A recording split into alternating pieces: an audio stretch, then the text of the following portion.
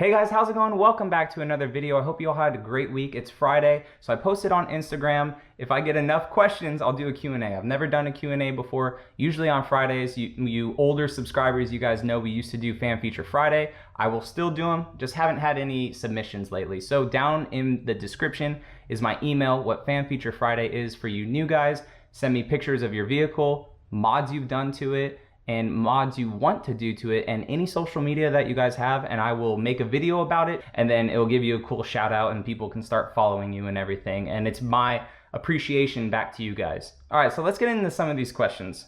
So the very first question, what mods do you regret spending money on? To be honest, none of the mods that I have in the vehicle I regret spending money on. I guess it would be mods that I don't use anymore because I've replaced them with products that companies give me. So when I first got the vehicle, I got an HID kit from DDM Tuning, and the best lights I've ever had in this were the HID lights. But the whole setup for up front, I think, was like 150 bucks. So that's money I could have saved if I knew that YouTube was gonna get to be where it was. So I regret spending it, but nothing on this thing I really regret spending money on. Next question is, do you still like your cold air intake? No, I don't. I actually love it. It's freaking awesome. The throttle body whistle you get, the performance that you get from it, it's not, massive, but there is a better throttle response. Throw to your sound and slightly increased MPGs for me. It's very, very good, man. I really like it. I'm gonna hopefully pair it soon with the TRD exhaust that was just announced for 2020 for the 4Runner. I'm very certain that it's never been available for the 5th gen. So I've been shopping around for exhausts, and since they came out with that, tons of people are asking me about it. So I think I may just pull the trigger and purchase it for this to finish that whole Breathe Easy engine setup. Next one, I'm gonna kind of combine two people or multiple people because I got some lift questions. First one is tire recommendations other than stock. So personally for me, these ones are great. When I do upgraded 285s, I'll either get the Nitto Terra Grappler G2s or the BFG KO2s just because everyone talks about them, so I want to see if they're worth the hype. Or Cooper's tires. Cooper tires are very affordable, and I've heard nothing bad about those at all. So those would probably be what I would go with as well, of those three options. And then with best lift for the 4Runner, another thing, mine came pretty set up. So if I was to level it, for that question that I got in there, if I was to level it, I'd probably just do the Toy Tech lift for now, which would bring the front end up a little bit and a bigger spring on the back to lift the vehicle up just a smidge. And it's fairly cheap because I already have the Pro suspension. However, Toy Tech sells a good set that's very cheap and affordable, and so does Rough Country. Now, if you're looking for a crazy full-on kit for these things, I feel like you get the most bang for your buck for from Radflow as far as price with the adjustment stages as opposed to King or Icon, and that's probably what we're gonna put in the Tacoma if we do get it soon. A little hint there. Next question is, how often do I check my wheel spacers? I've only checked them once when they told me to, after 50 miles I think it was, and I haven't since then, and they haven't fallen off, so I think we're good there. T9 head unit or the Beat Sonic. I'm still about the Beat Sonic one. It is expensive still, guys, for just CarPlay. However, I just like the OEM look, the OEM functionality better, and it does not glitch for CarPlay. CarPlay works flawlessly, unlike the T9 head unit. But the T9 head unit, you can put a whole bunch of maps on it. You can have different launchers for it. So some people do like that better. And some people just love watching YouTube when they're driving, I guess. But for me, I like the Beat Sonic USA. What inspired me to do YouTube?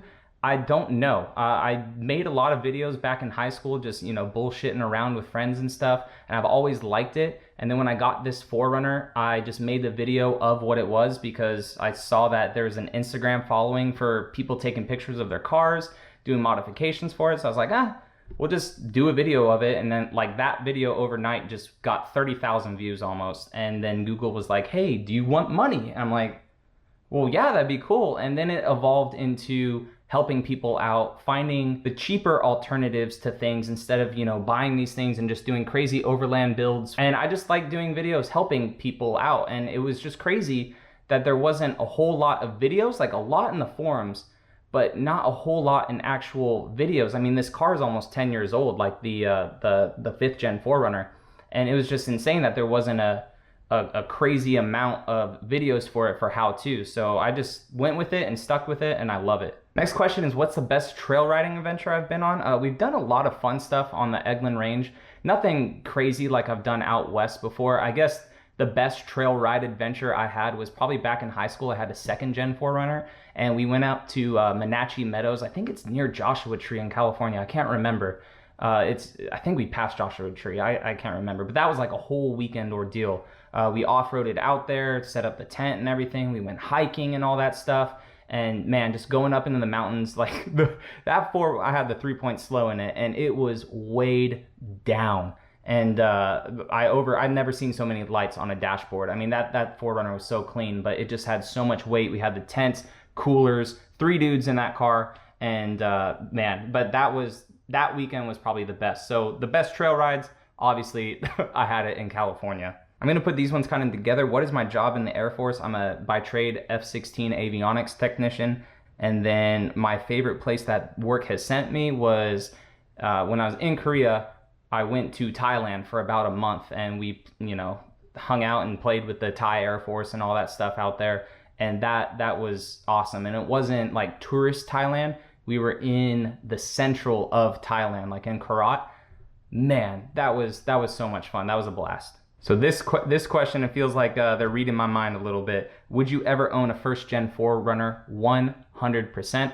Every single week, at least once or twice, I'm on Facebook Marketplace around me, just looking for a horrible condition 4Runner. What I really want for the channel is a project like that eventually, but that is the ultimate goal one day, to just keep cranking out project vehicles like that. I'm always on Facebook looking for a 1st gen 4Runner, a 1st gen Tacoma, like a horrible condition FJ Cruiser to where like the engine would need replaced or something, and I would I-Force swap it, so put a 5.7 from a Tundra in it and make it like a total pre-runner build. I think that would be very, very cool. Quick one, how many miles are on my 4Runner? Almost 21,000. Now, that's not a lot for having it for over 2 years, but it's because this RAV right here is a lease, and I do 45 miles to and from work every day.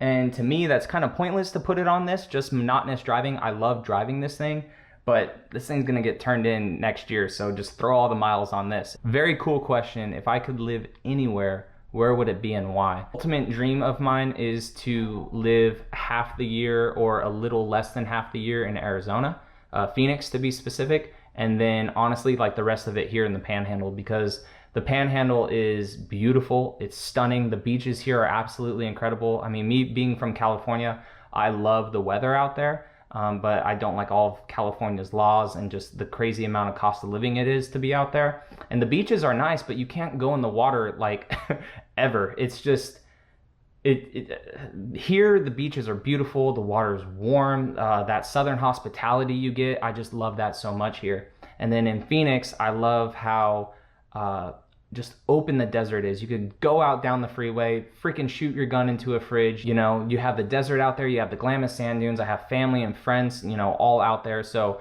I guess to answer your question, if I could live anywhere, it would be in these two places for sure. So that is the ultimate goal one day, to have both, but it's just a matter of time. We do still have a house in Arizona, in Phoenix, but it's rented out, so it's not like I can just go back there and live in it whenever I want. But we're one step there. We're getting there. What's your most and what's your least favorite feature about the 4Runner? My favorite feature is not so much of a feature. It's just what this thing is. It's the last, I feel like, of a raw vehicle. Supercars are going away from manual transmissions. Cars are going all digital. This is like the newest car besides the Nissan Frontier. This is like the newest car you can get right now still.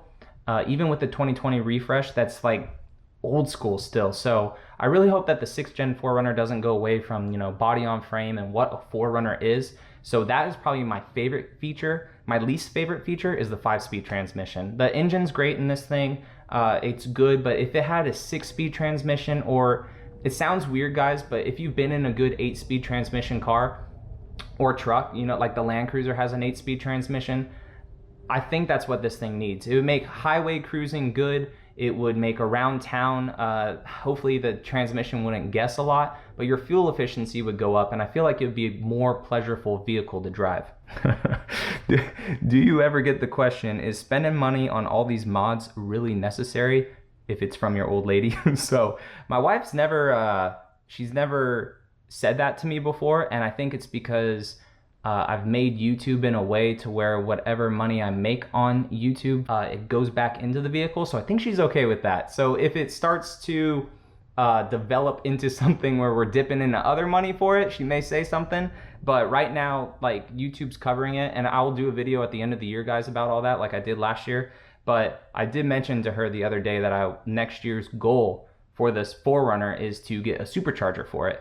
And she's like, we have to replenish the bank after buying this townhouse. I was like, well, yeah, I know. So that's probably the closest she's ever said to that. And then a big one, any word on retrofitting that 2020 screen into the 2019? Still not yet, guys.